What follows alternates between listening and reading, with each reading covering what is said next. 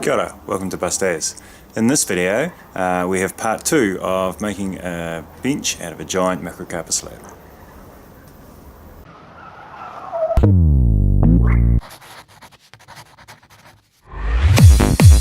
I'd just like to take a moment to thank our sponsors, which are, well, me and my wife really. We don't have any sponsors. And none of these products are free. I'm using them and I'm showing you that I'm using them because I think they are the best or the most suited for that particular job. So let's see how this is looking after 2 coats of oil.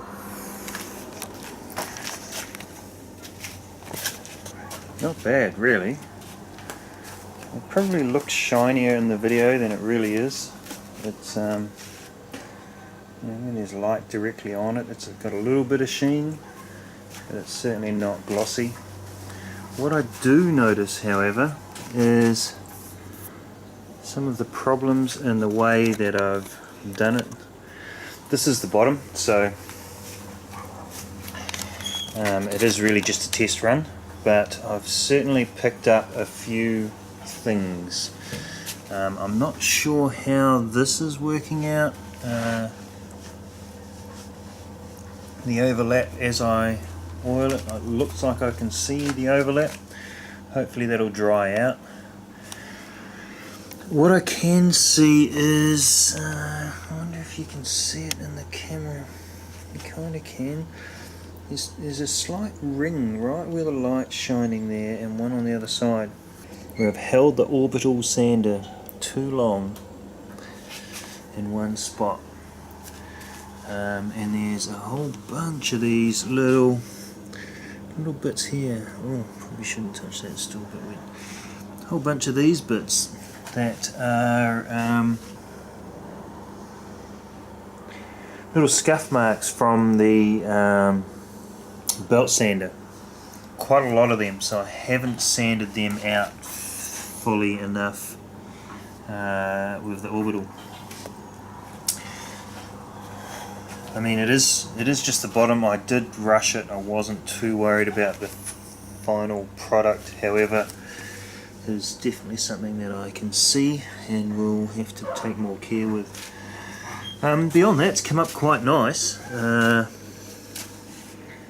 Colour-wise, it's looking pretty good. I don't think you can see it with the light.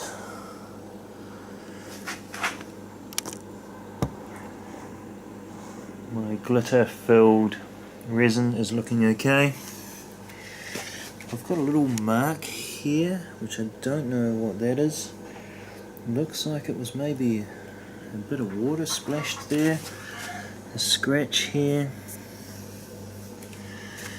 I've got these bubbles in the resin here. I don't know if you can see the bubbles in the resin here, which again, I wasn't worried about it, but it's all part of the learning curve. This bit that you can see when the thing's open, the resin there is really quite clean,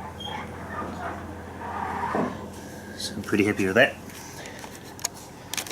Pretty happy with it in general. Just those defects there, and I'm a little wee bit worried about the overlap, which maybe you can see there. Just a wee bit worried about the overlap of oil where I've put it on, but it might dry out because you can't see it at this end. If you can, it's certainly not as noticeable. Scary, dangerous tools. Unplug it before touching it. So this is my new router. It's a Makita 3612. So it's a half inch collet, and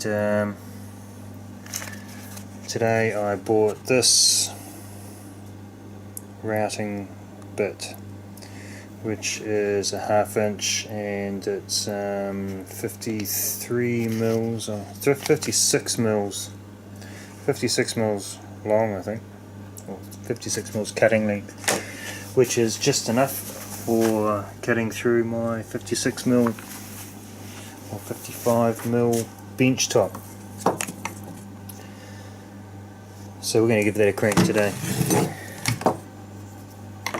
So I've flipped this bench back over now, so now we're looking at the top.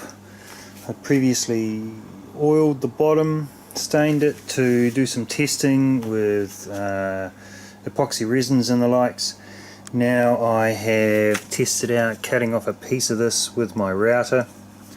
It does a really nice cut actually. Very happy with how that's finished. You can see the slight grooves from the multiple passes I made, but generally it's really good. It's worked out really well.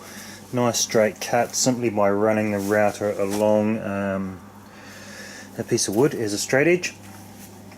Now I'm not really sure exactly what layout this is going to have.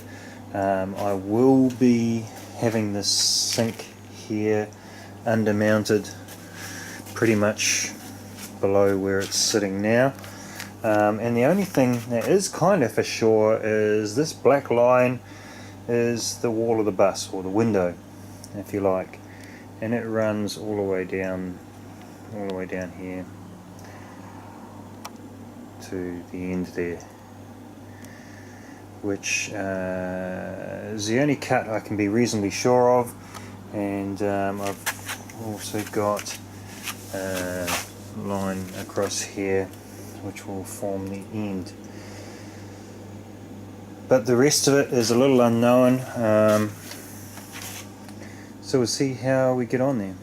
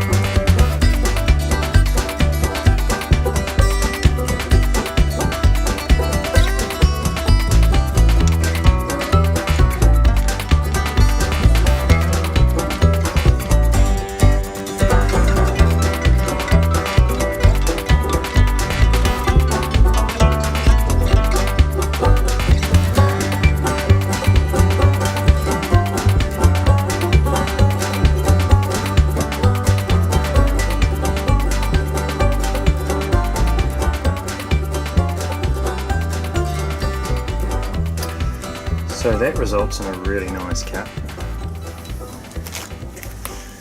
Pretty smooth, pretty slick. You can see a little vibration in there. Maybe I was taking too deep a cut in those passes, but it looks really good. However, it's pretty damned inefficient and really noisy. So I think for this long cut I'm going to grab a skilly from work.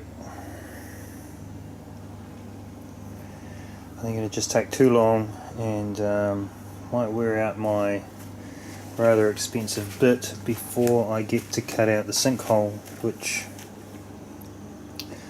I think would be a more important use of it. So the intention is to basically cut a hole pretty much being the full frame there. Maybe make a chopping board out of it and underhang the sink below it. This is a sink that I cut off this end because it was all broken. Got it really cheap. Now at this end, I don't know if we can see, there's a little bit of blackening of the wood here. I'm not sure if you can see it. It's more noticeable, there's some here that you can see. It's more noticeable once it's oiled. I don't like it, and I'm not sure how to get rid of it. I've tried a little bit of bleach and water. That didn't work. In fact, it's oddly enough stained it darker. You can see those two dark patches there and there. So that hasn't worked. I don't even like that colour. I also have been looking at how to get rid of this silvering. Not that I really need to, but again, just checking it out. I have here buffed it using this little grinding pad, which is basically just 120 grit sandpaper and a wheel, and that seems to work alright, and it smooths it up quite nice. So I will probably use that approach. I tried again with the bleach here, that's had no significant effect. So I think it'll be buffing it with the sandpaper wheel or a variation of that, which I'm pretty happy with. See, messy, noisy, inefficient, but does leave a beautiful cut. I can see the logic in it. I just think it's too much work to cut that big long piece with it. Well, I did it. I cut it with the router. Couldn't be bothered waiting for getting my hands on a skill saw, so I cut it off with the router. In fact, you can see the steps here as I went down bit by bit, because you do it in many passes. So that's the back edge that's going to go against the wall cut off. I haven't yet cut this piece off because I'm not really sure where to cut it. It depends on the design of the fridge. So that'll probably be another video. So thanks for watching. The next video will continue on from this one, doing some more on the bench top. It's going to take me a little while to finish. Hope you enjoyed it. If you did, hit the like, the subscribe, maybe over there, or hit all the buttons, and we'll see you next time. Take care.